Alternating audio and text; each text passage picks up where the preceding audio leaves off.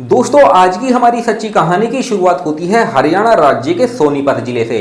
और इसी जिले के अंतर्गत एक दयानंद नाम की कॉलोनी होती है और इस कॉलोनी में प्रवेश नाम का व्यक्ति अपने परिवार के साथ रहा करता था। प्रवेश के अलावा उसकी खूबसूरत पत्नी होती है जिसकी उम्र 32 साल के करीब होती है और इन दोनों के 2 बच्चे होते हैं। बड़ी बेटी होती है और छोटा बेटा होता है। दोस्तों, बड़ी बेटी का नाम दुर्गा होता है और ये अभी 8वीं क्लास में पढ़ाई लिखाई कर रही थी। उससे छोटा उसका भाई सूरज होता है जो अभी 5वीं क्लास में पढ़ाई लिखाई कर रहा था। दोस्तों, प्रवेश के अगर हम कारोबार की बात करें तो इसका कारोबार एक चाय की दुकान होती है जो कि एक पुलिस स्टेशन के सामने होती है। प्रवेश कुमार हर रोज चाय बेचने जाया करता था और अच्छी खासी इनकम कर लिया करता था। प्रवेश का परिवार काफी अच्छा चल रहा था, किसी बात की कोई दिक्कत परेशानी नहीं होती है। जैसे ही दोस्तों कुछ दिन का समय गुजरता है तो अचानक से प्रवेश की तबीयत खराब हो जाती है और वो घर पर ही बैठ जाता है। तबीयत उसकी इतनी खराब हो जाती है कि 2 दिन तक उसकी दुकान भी नहीं खुली थी। 2 दिन का समय जब गुजरता है तो प्रवेश अपनी पत्नी मीना देवी से कहता है कि तुम ऐसा करो, तुम कल सुबह दुकान पर चली जाना चाय बेचने के लिए। तुम चाय बेचोगी, काम धंधा करोगी तो हमारे घर में खर्च के लिए कुछ पैसे आ जाएंगे। अब मीना देवी हंसते हुए मुस्कुराते हुए अपने पति प्रवेश कुमार से कहती है कि ठीक है, कल सुबह मैं चाय बेचने के लिए चली जाऊंगी। दोस्तों, अगले दिन सुबह 10 बजे के आसपास मीना देवी अपने घर से कुछ दूध लेती है और ऑटो रिक्शा के माध्यम से पुलिस स्टेशन का सामने अपनी दुकान पर पहुंच जाती है। वहां पर जाके दोस्तों दुकान खोलने के बाद वो चाय बनाना स्टार्ट कर देती है। दोस्तों, सर्दियों का समय होता है, कस्टमर काफी अच्छे खासे आ रहे थे, काफी अच्छी खासी इनकम भी हो रही थी।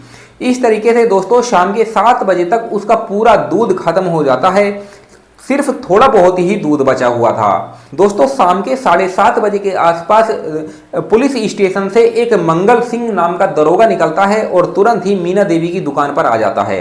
वो उससे कहता है कि मुझे 1 कप चाय बना दीजिए। अब मीना देवी चाय बनाने में लग जाती है। जब मंगल सिंह की नज़र मीना देवी पर पड़ती है तो उसे देखते ही वो मोहित हो जाता है। उसके मन में तरह तरह के गलत विचार चलने लगते हैं क्योंकि मीना देवी देखने सुनने में काफ़ी खूबसूरत होती है।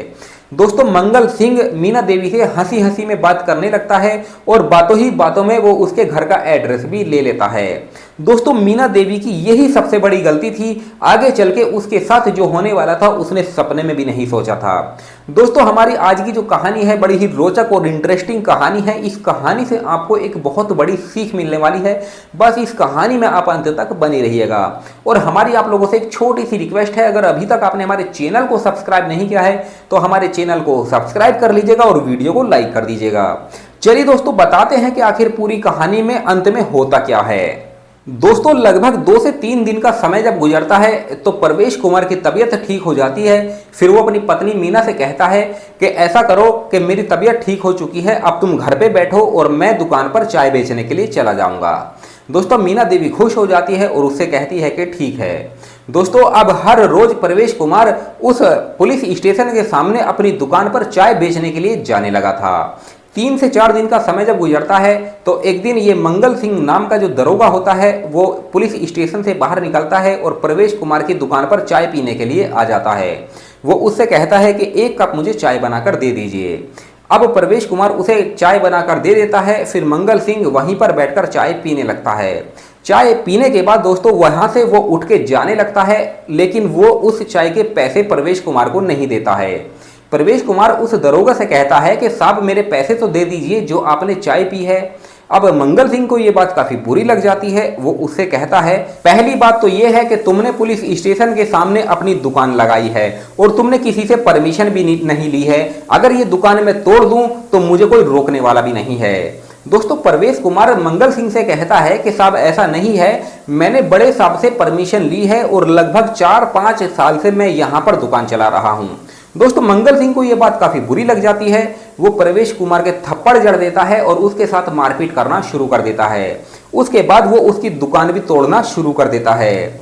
दोस्तों, 10 मिनट के अंदर अंदर जो मंगल सिंह होता है वो प्रवेश कुमार को मार मार के उसकी बुरी हालत कर देता है और उसे थाने लेकर पहुंच जाता है।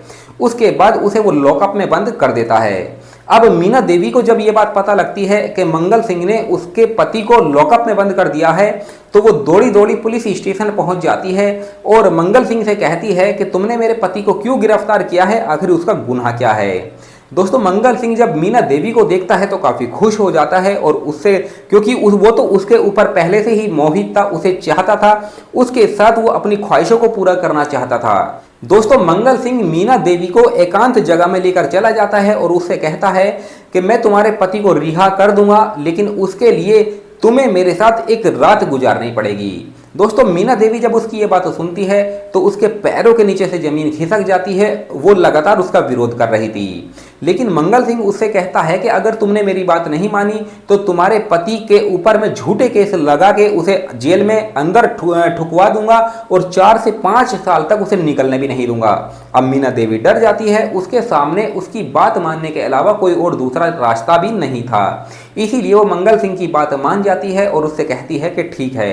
फिर मंगल सिंह उसे एक नज़दीकी होटल में लेके पहुंच जाता है। होटल में कमरा बुक कर लिया जाता है और उसके बाद वो मीना देवी के साथ गलत रिश्ते कायम कर लेता है। वो गलत रिश्ते कायम तो करता है, लेकिन उसके साथ साथ वो एक वीडियो भी बना लेता है और कुछ फोटो भी ले लेता है। उसके बाद ये वीडियो और फोटो मीना देवी को दिखाता है तो उससे कहता है कि अगर तुमने इसके बारे में किसी को भी बताया या तुमने मेरी बात नहीं मानी तो ये वीडियो और फोटो मैं वायरल कर दूंगा और तुम्हारे पति को भी दिखा दूंगा। अब मीना देवी को लेकर वो पुलिस स्टेशन पहुंच जाता है और उसके पति को रिहा कर देता है। मीना देवी अपने पति को लेकर अपने घर पर आ जाती है और अपने पति से कुछ भी बात नहीं बताती है।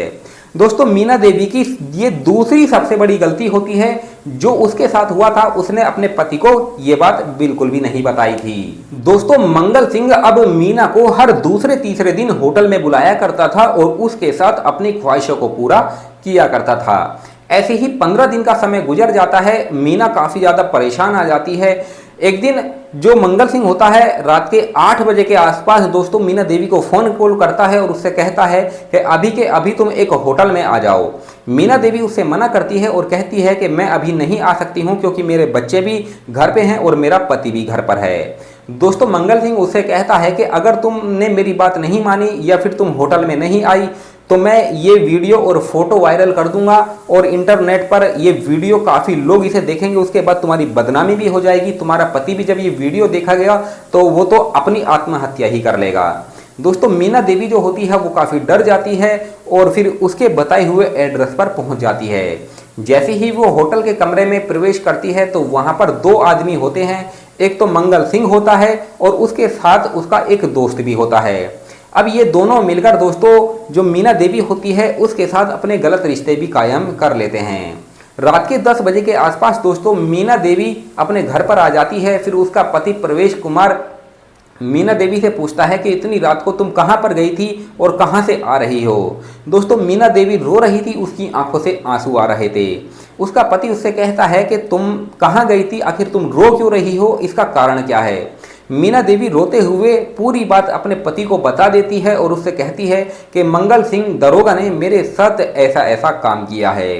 अब उसका पति जब उसकी ये बात सुनता है तो काफ़ी गुस्सा उसे आता है और अपनी पत्नी से कहता है कि ये बात तुम्हें मुझे पहले ही बता देनी चाहिए थी, शायद तुम्हारे साथ इतना बड़ा कांड ना होता। दोस्तों थोड़ी देर के बाद दोस्तों ये दोनों बातें कर रहे थे। दोनों बच्चे भी कमरे से बाहर निकल के आ जाते हैं। दुर्गा भी अपनी माँ के ऊपर हुए अत्याचारों के बारे में बात सुन लेती है। उसके बाद पूरा परिवार बैठ के एक प्लानिंग करता है, एक षड्यंत्र रचता है मंगल सिंह के लिए। अब अगले दिन रात के 8 बजे के आसपास दोस्तों मीना देवी मंगल सिंह को फ़ोन करती है और उससे कहती है कि तुम ऐसा करो कि अभी के अभी तुम मेरे घर पर आ जाओ, मेरे बच्चे भी नहीं है और मेरा पति भी नहीं है, घर में मैं अकेली हूँ। मंगल सिंह जब उसकी ये बात सुनता है तो काफ़ी खुश हो जाता है और शराब के नशे में धुत हो गए वो उसके घर पर आ जाता है। जैसे ही वो उसके घर में प्रवेश करता है तो जो प्रवेश कुमार की बेटी दुर्गा होती है वो अंदर से दरवाज़ा बंद कर लेती है। प्रवेश कुमार लाठी डंडों से उसके सर पर वार करने लगता है। अब मंगल सिंह जो होता है वो जमीन पर लिट जाता है। दोस्तों मीना देवी के हाथ में चाकू होता है और लगातार उसके वो सीने पर वार करने लगती है।